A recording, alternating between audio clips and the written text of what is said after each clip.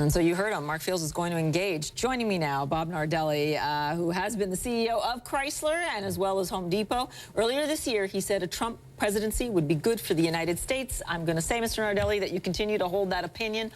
Why? Because even if you look at the auto industry, when you look at what Donald Trump has said about tariffs and trade, he wants to turn the whole system upside down. What do you worry about when you see that?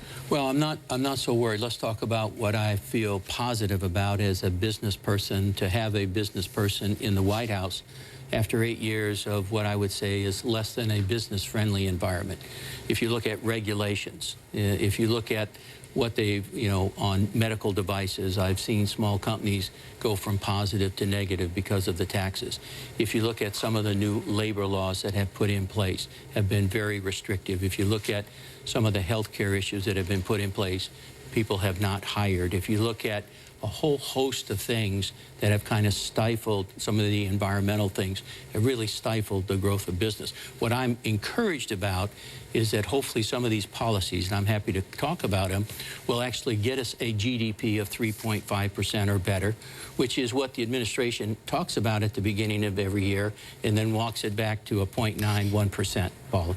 Even in a growth scenario like that, which, like you said, it'll bring up a lot of people if we're at a growth scenario that is 3% approaching 4%. I get that. Yes. But when you talk about trying to upend NAFTA and you talk about trying to put tariffs in place, I mean, you heard Mark Fields, you might be optimistic, but he says quite clearly, 35% tariffs?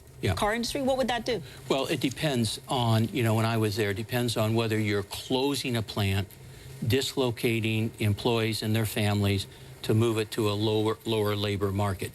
My philosophy was, I never had an outsourcing philosophy. I had a global competitiveness philosophy.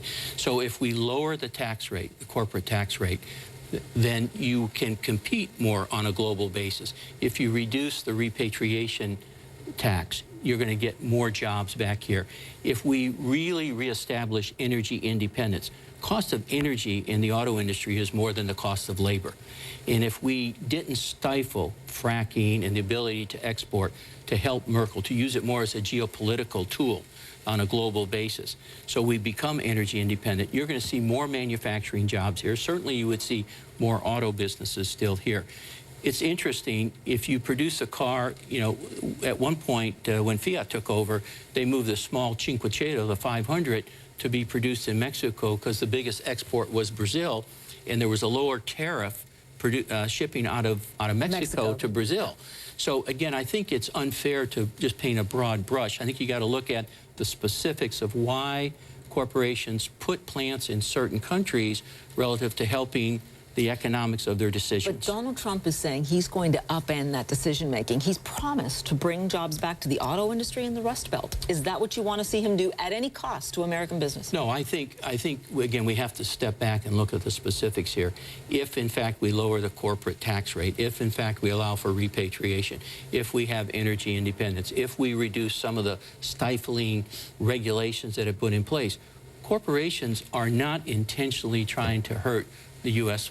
employment ranks. They're trying to be competitive on we have a global economy now, right? You agree with that? Well, I don't know. I mean, he's going to upend NAFTA. TPP is dead. Is that the kind of global economy that you think American industry needs? I think this is a global economy, let's face it. We are more connected now than we've ever been. And we're not going to do things are not going to get put in place that are going to have a detrimental effect to the growth of this country, to the reemployment of people who desperately need a higher GDP that's going to pull jobs in. I mean, you can talk all you want about creating jobs. If you don't have an economy to pull people and get them off the entitlement roll, then it won't happen. So I am encouraged, I'm optimistic that some of the things that he has talked about, President-elect Trump, will put in place early on, and let's see the signs of what happens, Paula.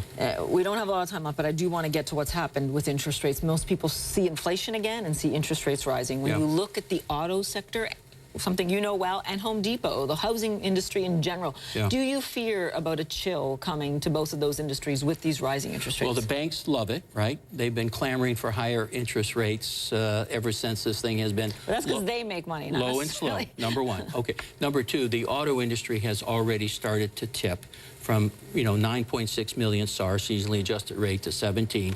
We already see people pulling back because we have a saturation in the marketplace. So that's not a result of this election or interest rates. I think it's just where we are in the cycle the auto industry goes through. On housing, you know, from my experience of Home Depot, you win on both sides. With a housing recovery, you win.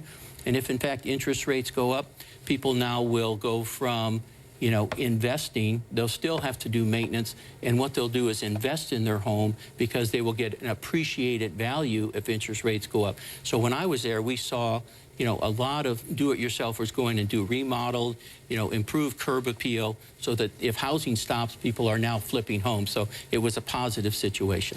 We will see. It is definitely a brave new world here with Donald Trump. I appreciate it. It is. Appreciate your time. Thank you.